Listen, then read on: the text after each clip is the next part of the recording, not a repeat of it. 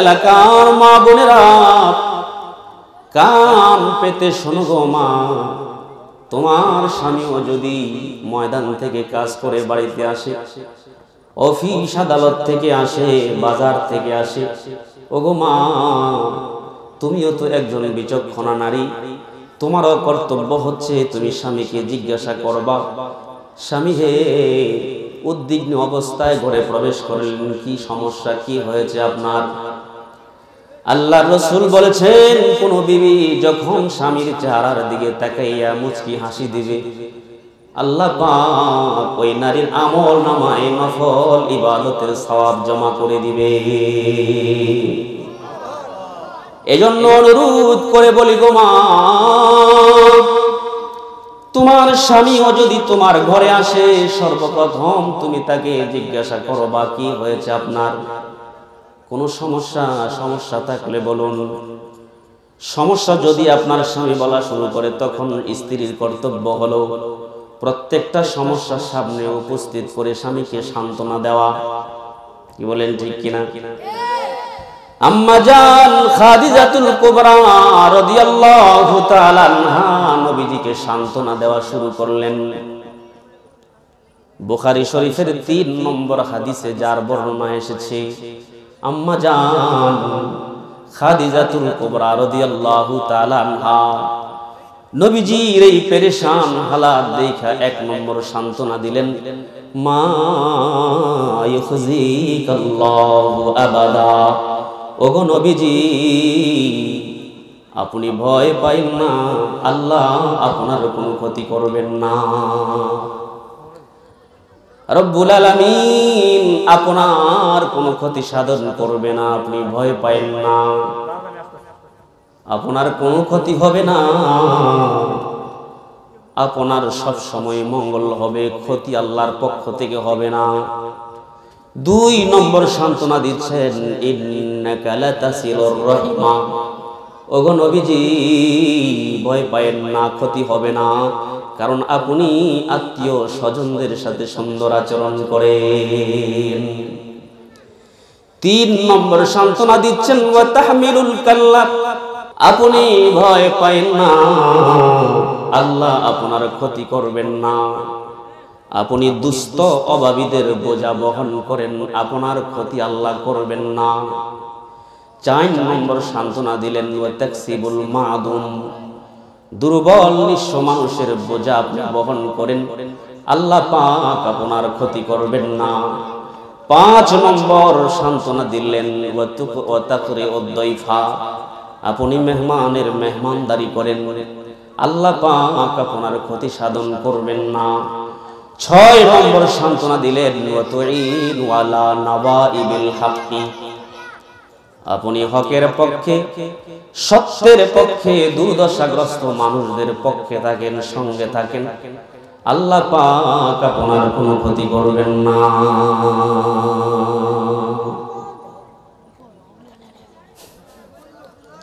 এইভাবে করে করে একের পর এক আম্মা জান খাদিজাতুল কুবরা রাদিয়াল্লাহু তাআলা আনহা আমার নবীকে সান্ত্বনা বাণী শোনাচ্ছেন। যতই সান্ত্বনা বাণী শোনায়, আমার নবী পেরেশান হালাতে গর্মাক্ত হয়ে সারা শরীরের জ্বর চলে আসছে। নবী বারংবার বলে, খাদিজা জাম্মিলুনি জাম্মিলুনি, খাদিজা রে, চাদর দিয়া ডাকো, তাড়াতাড়ি আমার চাদর দিয়া আবৃত করো। অবশেষে আম্মা জান খাদিজাতুল কুবরা রাদিয়াল্লাহু তাআলা আনহা আমার নবীকে চাদর দিয়ে ডেকে দিলেন।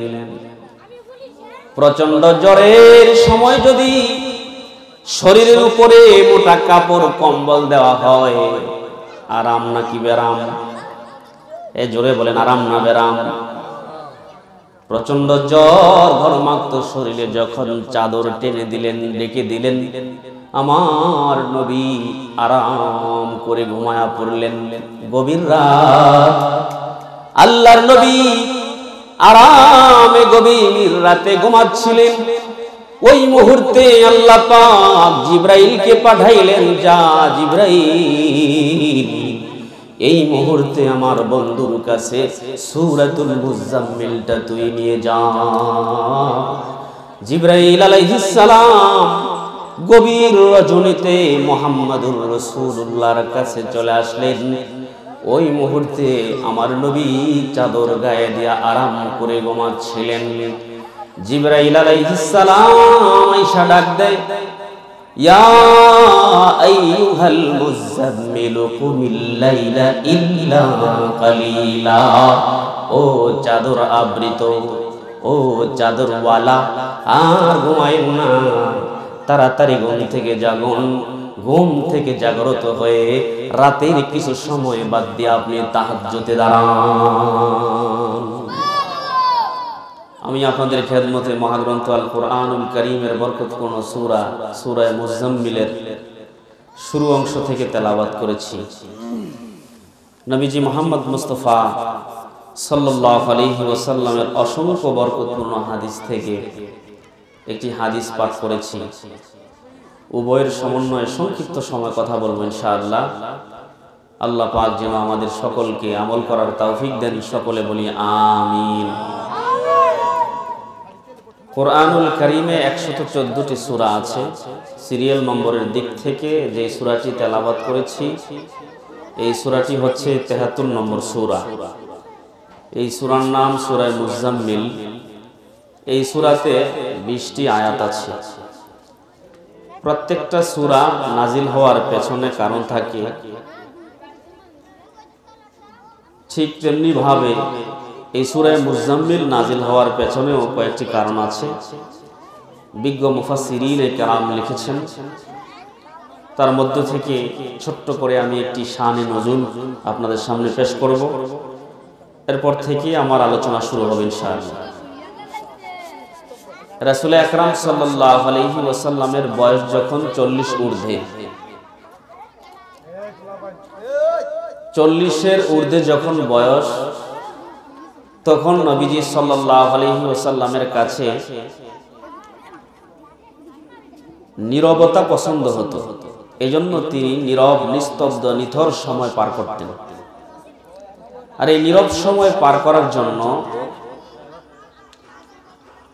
বাইতুল্লাহ শরীফ থেকে প্রায় 2 মাইল দূরে জাবালে নূর পাহাড়কে নির্বাচন করেছেন। জাবালে নূর এমন একটি পাহাড়, যেই পাহাড়ে একটা যুবক মানুষ উঠতে প্রায় 1 ঘন্টা লাগে। জাবালে নূর পাহাড়ের চূড়া থেকে একটু নিচের দিকে নেমে ছোট্ট একটি গুহা আছে। এটাকে গারে হেরা বলে। এই গুহাটার পরিধি কতটুকু? লম্বায় হচ্ছে 4 মিটার, প্রস্থে হচ্ছে 1.5 মিটার, আর উচ্চতায় একটা মানুষ ভালো করে দাঁড়ানো যায় না। আর যদি একসাথে কয়েকজন ঢুকে তাহলে 4-5 জন ঢোকা সম্ভব, এর বেশি না। এমন একটি ছোট্ট গুহার মধ্যে রাসূল আকরাম সাল্লাল্লাহু আলাইহি ওয়াসাল্লাম নীরব সময় কাটাতেন। হঠাৎ করে একদিন জিবরাইল আলাইহিস সালাম নবীজির সামনে এসে হাজির। জিবরাইল আলাইহিস সালাম নবীজির কাছে যখন আসছেন, ওই আকৃতিতে এসেছেন যেই আকৃতিতে আল্লাহ পাক জিবরাইলকে সৃষ্টি করেছেন।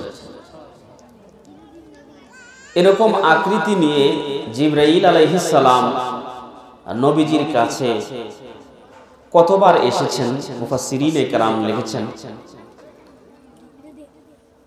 যে আদম আলাইহিস সালাম থেকে আমাদের নবীজি হযরত মুহাম্মদ মুস্তাফা সাল্লাল্লাহু আলাইহি ওয়াসাল্লামের পর্যন্ত সমস্ত নবী রাসূলদের কাছেই জিবরাইল আগমন করেছেন। তাফসীরে রুহুল মানিতে এসেছে পয়গম্বর আদম আলাইহিস সালামের কাছে জিবরাইল আদম আলাইহিস সালামের গোটা জীবনে এসেছেন মাত্র 12 বার। হযরত ইদ্রিস আলাইহিস সালামের গোটা জীবনে ওনার কাছে জিবরাইল আলাইহিস সালাম এসেছেন 4 বার। হযরতে নূহ আলাইহিস সালামের গোটা জীবনে ওনার কাছে জিবরাইল আলাইহিস সালাম এসেছেন 50 বার। ইব্রাহিম আলাইহিস সালামের গোটা জীবনে ওনার কাছে জিবরাইল আলাইহিস সালাম এসেছেন 42 বার। হযরত ইয়াকুব আলাইহিস সালামের গোটা জীবনে ওনার কাছে জিবরাইল আলাইহিস সালাম এসেছেন 4 বার। হযরত ঈসা আলাইহিস সালামের গোটা জীবনে ওনার কাছে জিবরাইল আলাইহিস সালাম এসেছেন 13 বার। হযরত আইয়ুব আলাইহিস সালামের গোটা জীবনে ওনার কাছে জিবরাইল আলাইহিস সালাম এসেছেন 30 বার। আর আমাদের নবী, আখেরি নবী, সর্বশেষ নবী হযরত মুহাম্মদ নবী সাল্লাল্লাহু আলাইহি ওয়াসাল্লাম নবীর কাছে জিবরাইল আলাইহিস সালাম ওনার গোটা জীবনে এসেছেন 24,000 বার।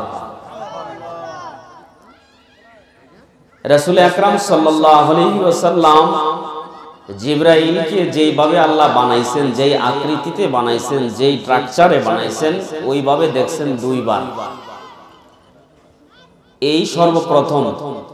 আর মেরাজের রাতে দেখেছেন সপ্ত আকাশের উপরে সিদরাতুল মুনতাহার কাছে 2 বার দেখেছেন।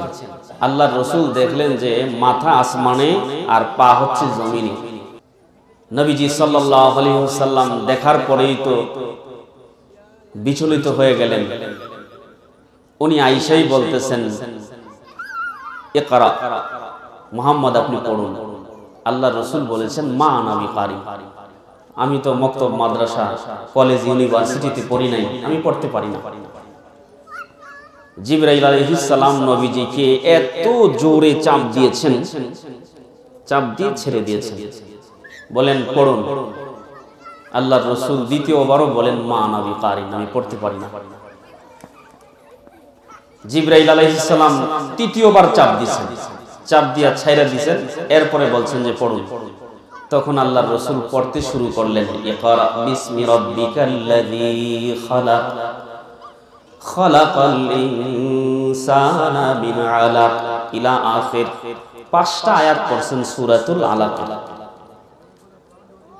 জিবরাইল আলাইহিস সালাম চলে গেছেন। এমন আজগবি স্ট্রাকচার দেখা নবীজি সাল্লাল্লাহু আলাইহি ওয়াসাল্লাম গরমাক্ত হয়ে গেছেন। মুহাদ্দিসিনে কেরাম লিখেছেন, নবীজির শরীর গরমাক্ত হয়ে গেছে, প্রচন্ড জ্বর চলে আসছে। আল্লাহর রাসূল খুব দ্রুত পাহাড় থেকে নেমে আম্মা জান খাদিজাতুল কুবরা রাদিয়াল্লাহু তাআলা আনহার হুজরায় ঢুকলেন।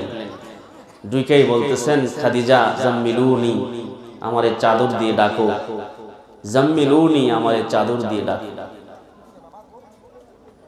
স্বামী যখন বাহির থেকে উদ্বিগ্ন অবস্থায় ঘরে ঢুকে, তো বিচক্ষণ স্ত্রী হইলে বলে কি যে আপনার কি হয়েছে, জিজ্ঞাসা করবে, হালাত জিজ্ঞাসা করবে, কি হয়েছে আপনার, এমন করছেন কেন?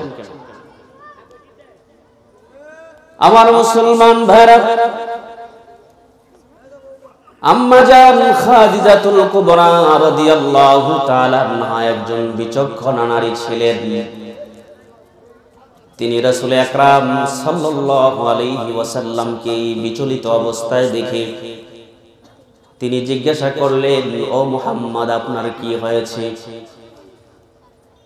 নবীজি মুহাম্মদ মুস্তাফা সাল্লাল্লাহু আলাইহি ওয়াসাল্লাম তখন আম্মা জান খাদিজাতুল কুবরা রাদিয়াল্লাহু তাআলা আনহাকে বলেন, খাদিজা, খাশিতু আলা নফসি, ও খাদিজা, মনে হয় আমি মুহাম্মদ আর বেশি দিন বাঁচব না, মনে হয় আমার মরণ চলে আসছে, মৃত্যুবরণ করব। একজন বিচক্ষণা নারী তার স্বামীকে যখন কাছে পায়, হালাত জিজ্ঞাসা করে, ওই বিচক্ষণা নারী নবীজি সাল্লাল্লাহু আলাইহি ওয়াসাল্লামের চেহারার দিকে তাকায়া বলেন, কাল্লা ওয়াল্লাহি, ওগো নবীজি, আল্লাহর কসম, কশিন কালেও এমন হবে না, আল্লাহ আপনার মৃত্যু দেবেন না। আম্মা জান খাদিজাতুল কুবরা রাদিয়াল্লাহু তাআলা আনহা আমার নবীকে সান্ত্বনা দিতে শুরু করলেন। ও এলাকার মা বোনেরা, কান পেতে শোনো গো মা, তোমার স্বামীও যদি ময়দান থেকে কাজ করে বাড়িতে আসে, অফিস আদালত থেকে আসে, বাজার থেকে আসে, ওগো মা, তুমিও তো একজন বিচক্ষণা নারী, তোমারও কর্তব্য হচ্ছে তুমি স্বামীকে জিজ্ঞাসা করবা, স্বামী হে, উদ্বিগ্ন অবস্থায় ঘরে প্রবেশ করলেন, কি সমস্যা, কি হয়েছে আপনার? আল্লাহর রাসূল বলেছেন, কোন বিবি যখন স্বামীর চেহারার দিকে তাকাইয়া মুচকি হাসি দিবে, আল্লাহ পাক ওই নারীর আমল নামায় নফল ইবাদতের সওয়াব জমা করে দিবে। এজন্য অনুরোধ করে বলি গো মা, তোমার স্বামীও যদি তোমার ঘরে আসে, সর্বপ্রথম তুমি তাকে জিজ্ঞাসা করবা কি হয়েছে আপনার, কোন সমস্যা থাকলে বলুন। সমস্যা যদি আপনার স্বামী বলা শুরু করে, তখন স্ত্রীর কর্তব্য হলো প্রত্যেকটা সমস্যার সামনে উপস্থিত করে স্বামীকে সান্ত্বনা দেওয়া। কি বলেন, ঠিক কিনা? আম্মা জান খাদিজাতুল কুবরা রাদিয়াল্লাহু তাআলা আনহা নবীজিকে সান্ত্বনা দেওয়া শুরু করলেন।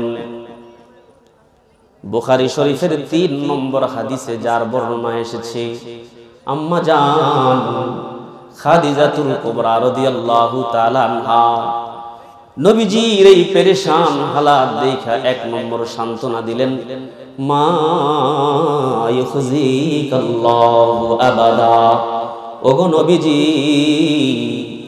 আপনি ভয় পাইন না, আল্লাহ আপনার কোনো ক্ষতি করবেন না। রব্বুল আলামিন আপনার কোনো ক্ষতি সাধন করবে না, আপনি ভয় পাইন না, আপনার কোনো ক্ষতি হবে না, আপনার সব সময় মঙ্গল হবে, ক্ষতি আল্লাহর পক্ষ থেকে হবে না। 2 নম্বর সান্ত্বনা দিচ্ছেন, ইন্নাকা লাতাসিলুর রাহিমা, ওগো নবীজি ভয় পায়েন না, ক্ষতি হবে না, কারণ আপনি আত্মীয় স্বজনদের সাথে সুন্দর আচরণ করেন। 3 নম্বর সান্ত্বনা দিচ্ছেন, ওয়া তাহমিলুল কাল্লা, আপনি ভয় পায়েন না, আল্লাহ আপনার ক্ষতি করবেন না, আপনি দুস্থ অভাবীদের বোঝা বহন করেন, আপনার ক্ষতি আল্লাহ করবেন না। 4 নম্বর সান্ত্বনা দিলেন, ওয়া তাকসিবুল মাদুম, দুর্বল নিঃস্ব মানুষের বোঝা আপনি বহন করেন, আল্লাহ পাক আপনার ক্ষতি করবেন না। 5 নম্বর সান্ত্বনা দিলেন, ওয়া তাকরিউদ দাইফা, আপনি মেহমানের মেহমানদারি করেন, আল্লাহ পাক আপনার ক্ষতি সাধন করবেন না। 6 নম্বর সান্ত্বনা দিলেন, ওয়া তুঈনু আলা নাওয়াইবিল হাক্কি, আপনি হকের পক্ষে, সত্যের পক্ষে, দুর্দশাগ্রস্ত মানুষদের পক্ষে থাকেন, সঙ্গে থাকেন, আল্লাহ পাক আপনার কোনো ক্ষতি করবেন না।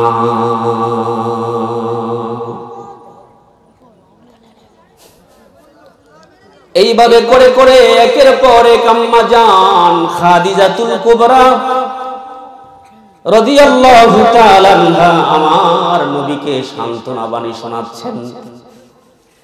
যতই সান্ত্বনা বাণী শোনায়, আমার নবী পেরেশান হালাতে গর্মাক্ত হয়ে সারা শরীরের জ্বর চলে আসছে।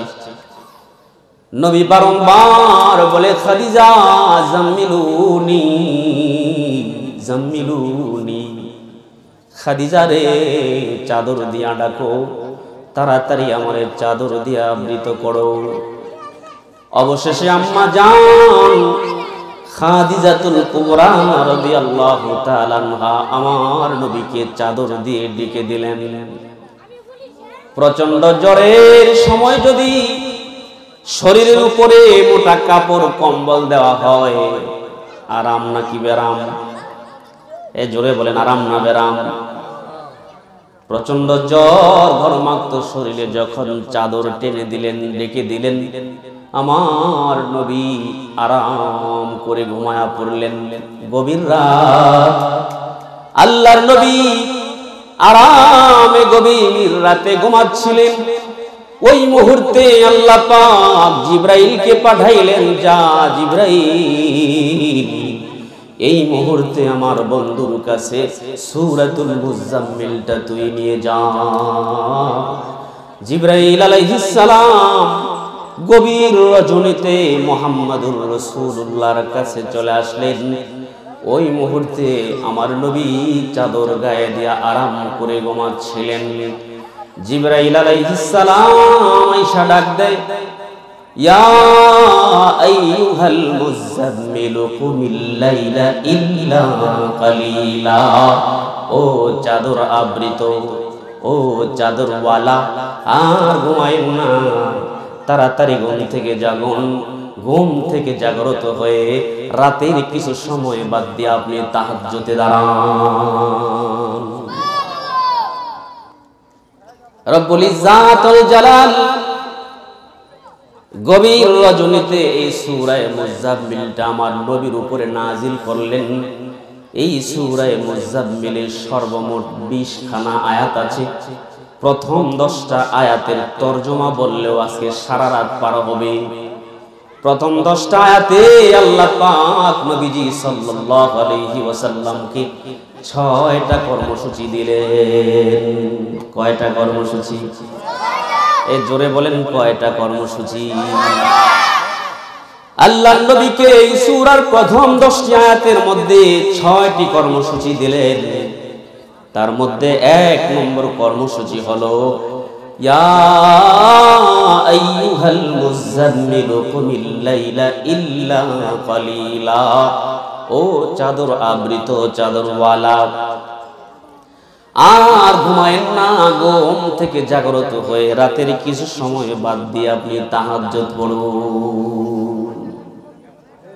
1 নম্বর কর্মসূচি হলো তাহাজ্জুদের নামাজ পড়া। কি পড়া বলুন? আমার কথা বুঝতেছেন আপনারা?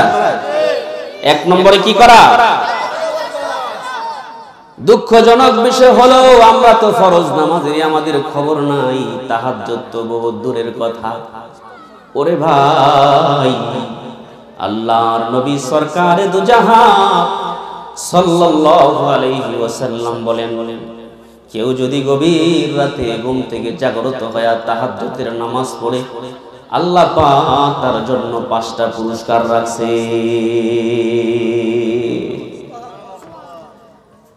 জিবরাইল আলাইহিস সালাম কি আল্লাহ পাক রব্বুল আলামিন পাঠায়া দিলেন, যা আমার বন্ধুর পক্ষ থেকে এই পুরস্কারগুলো বন্ধুর উম্মতকে শোনায়া দেয়।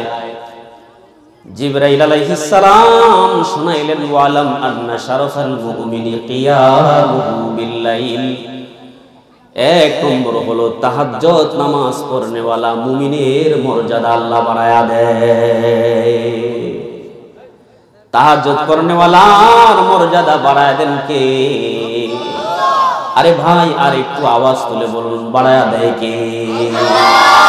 তাহাজ্জুদ করনেওয়ালা মুমিনের শান বাড়ায়া দেন কে? তাহাজ্জুদ করনেওয়ালার মান সম্মান প্রতিপত্তি বাড়ায়া দেন কে? তাহাজ্জুদ করনেওয়ালা মুমিন বান্দাদের 5টা লাভ আল্লাহর রাসূল বলেছেন। 1 নম্বর হলো, আলাম আন্না শারাফাল মুমিনি কিয়ামুহু বিল্লাইল। 1 নম্বর হলো তাহাজ্জুদ নামাজে আছে মুমিনের মর্যাদা। কোন মুমিন যদি মর্যাদাবান হতে চায়, কোন মুমিন যদি ইজ্জতওয়ালা হতে চায়, শানওয়ালা হতে চায়, মানওয়ালা হতে চায়, আল্লাহর কাছে দামি হইবার চায়, ওই মুমিন যেন তাহাজ্জুদ গুজার হয়। তাহাজ্জুদ করনেওয়ালা মুমিনের জন্য আল্লাহ হয়ে যায়। তাজকিরাতুল আউলিয়া নামক গ্রন্থে ফরিদউদ্দিন আত্মা রাহমাতুল্লাহি আলাইহি লিখেছেন, ইব্রাহিম ইবনে আদহাম রাহমাতুল্লাহি আলাইহি গভীর রাতে তাহাজ্জুদ পড়ার জন্য উঠছেন। তিনি ঘরবাড়ি সব কিছু ছেড়ে পাহাড়ের গিরিপথে তিনি বসতি করতেন। তাহাজ্জুদের জন্য যখন উঠছেন, প্রচন্ড শীতের রাত ছিল। এমনিতেই শীতের রাত, আবার ঠান্ডা পানি আরো কষ্ট। কি বলুন, ঠিক কিনা? প্রচন্ড শীতের রাতে ঠান্ডা পানি দিয়া ওযু কইরা যখন তিনি মাওলা পাকের কুদরতি কদমে সিজদা দেওয়া শুরু করলেন, একটা সময় ইবাদত বন্দেগী করতে করতে পাহাড়ে তিনি হুমড়ি খেয়ে পড়ে গেলেন। প্রচন্ড শীতের জন্য তার দেহটা যেমন বৈশা গেছে, বরফের মতো হয়ে গেছে।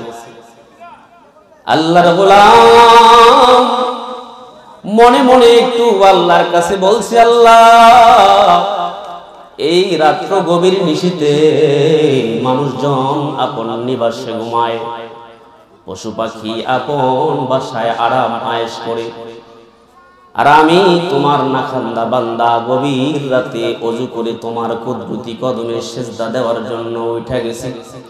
যতটুকু সাধ্যে কুলাইছে মাওলা করেছি, আর পারি না। এই মুহূর্তে যদি একটু গরমের ব্যবস্থা হইতো। আল্লাহর বান্দা গরমের আবদার করতে দেরি, আল্লাহর বান্দা গরমের আবদার আমার আল্লাহর কাছে করতে দেরি। এমনি যেন অনুভব করছেন প্রচন্ড গরম তার শরীরে লাগতেছে। প্রচন্ড শীতে বিদেশি একটা কম্বল যদি আপনার উপরে দেয়া যায়, আপনার কাছে কেমন আরাম খান লাগবে, এমন আরাম লাগতেছে। প্রচন্ড গরমের হিট যখন শরীরটা একটু তাপ তাপ ভাব লাগতেছে, দীর্ঘক্ষণ পর চক্ষু খুলা তাকায়া দেখি আসলে তো কম্বল না, ওনার শরীরে যে গরম লাগতেছে, জঙ্গলের একটা বিষধর অজগর সাপ সারা শরীরে পেঁচায়া রাখছে। হায় হায়, এই সাপ দেখার পরে উনি আতঙ্কগ্রস্ত হয়ে পড়লেন। সাপ দেখলে তো কারো হুঁশ থাকার কথা না। তিনি ভাবতেছেন, হায় রে কি হয়ে গেল, এখন তো মারা যাব। আল্লাহর কাছে আবার বলে, আল্লাহ চাইছিলাম প্রচন্ড শীতে একটু গরমের ব্যবস্থা দিবা, গরমের ব্যবস্থা হইল, কিন্তু এই বিষধর সাপ তো আমি তোমার দরবারে চাই নাই। আল্লাহর বান্দা যেই মাত্র এই কথা বলছেন, এই সাপ চান না, আস্তে আস্তে করে শরীর থেকে সাপটা পেঁচে খুইলা জঙ্গলের দিকে রওনা হয়ে গেছে। আবার মুসলমান ভাইরা, সকালবেলা এই সংবাদখানা সারা দেশে প্রচার হয়ে গেছে। এলাকার মানুষ সবাই দেখতে যায় এই গুহায় নাকি এই ঘটনা ঘটছে। ইব্রাহিম ইবনে আদহাম রাহমাতুল্লাহ আলাইহি ওই গুহা থেকে এই গুহাকে ছেড়ে অন্য জায়গায় চলে গেছেন, কিন্তু গ্রন্থকার লিখেছেন হাজার হাজার বছর পর্যন্ত ওই গুহার কাছে গেলে মেশক আম্বরের গ্রাম বেশি আসতো। এজন্য হায়াতের জিন্দেগিতে গভীর রাতে যারা তাহাজ্জুদ করবে তাদের জন্য মাওলা পাক হয়ে যায়, রব্বুল ইজ্জাতুল জালাল তাদের কাছের হয়ে যায়। এজন্য আল্লাহর রাসূল বলেছেন, তাহাজ্জুদ নামাজ পড়নেওয়ালাদের জন্য 5 লাভ। কয় লাভ? 1 নম্বর হলো আলাম মান্না শারাফাল মুমিনি কিয়ামুহু বিল্লাইল, তাহাজ্জুদের নামাজে আছে মুমিনের মর্যাদা। 2 নম্বর হলো কুরবাতুন ইলাল্লাহ, তাহাজ্জুদের নামাজ পড়নেওয়ালার জন্য আল্লাহ পাক কুরবত দান করেন, নৈকট্য দান করেন, আল্লাহ পাক তার হয়ে যান। ও আমার মুসলমান ভাইরা, আল্লাহ পাকের সাথে বান্দার একটা সম্পর্ক হয়ে যায়, যেটাকে তাসাউফের ভাষায় বলে তাআল্লুক মা'আল্লাহ। আল্লাহর সাথে গভীর সম্পর্ক হয়ে যায়। কেউ যদি গভীর রাতে তাহাজ্জুদের নামাজ পড়ে তো আল্লাহ পাক তার সাথে নৈকট্য দান করে। 3 নম্বর লাভ হলো মানহাতুন আনিল ইসমি, তাহাজ্জুদের নামাজ বান্দাকে গুনাহের কাছ থেকে ফিরায়া রাখে। 4 নম্বর হলো মুকাফফিরাতুন লিসাইয়্যাত, তাহাজ্জুদের নামাজ বান্দার গুনাহ খাতা 2 মুছে সাফ করে দেয়। 5 নম্বর হলো মাতরাদাতুন লিদ্দাই আনিল জাসাদি, কোন বান্দা যদি গভীর রাতে তাহাজ্জুদের নামাজ পড়ে ওই বান্দার দেহে যত জটিল কঠিন রোগ আছে সমস্ত জটিল কঠিন রোগ বালাই আল্লাহ পাক দূর করে দিবেন। তাহাজ্জুদ করব নি? কারা কারা পড়ব একটু হিম্মত করি তো। নারায়ে তাকবীর, নারায়ে তাকবীর। আল্লাহ কবুল করুন, সকলে বলি আমিন। আল্লাহ পাক নবীজি সাল্লাল্লাহু আলাইহি ওয়াসাল্লামকে এই সূরাতুল মুজাম্মিলে 10টি আয়াতে 6টি কর্মসূচি দিলেন। তার 1 নম্বর কর্মসূচি হলো রাতের কিছু সময় বাদ দিয়া আপনি তাহাজ্জুদে দাঁড়ান। 2 নম্বর কর্মসূচি হলো ওয়ারাত্তিলিল কুরআনা তারতিলা। নবী গো, আপনাকে যে কোরআন দিলাম, এই কোরআনুল কারীম আপনি তারতিলের সাথে তেলাওয়াত করুন। তারতিল কাকে বলে? আস্তে আস্তে ধীরে ধীরে মদ মাখরাজ গুন্না আদায় করে যতটুকু কণ্ঠ আল্লাহ পাক আমাকে আপনাকে দিয়েছেন, মনের মাধুরী দিয়ে ওই কণ্ঠটা ছেড়ে দিয়ে সহি শুদ্ধ করে তেলাওয়াত করাকে তারতিলের সাথে তেলাওয়াত করা বলে। এমন তারতিলের সাথে যদি কেউ দুনিয়ায় কোরআন পড়তে পারে, আল্লাহ পাক তার মাকাম কোথায় রাখছে জানেননি?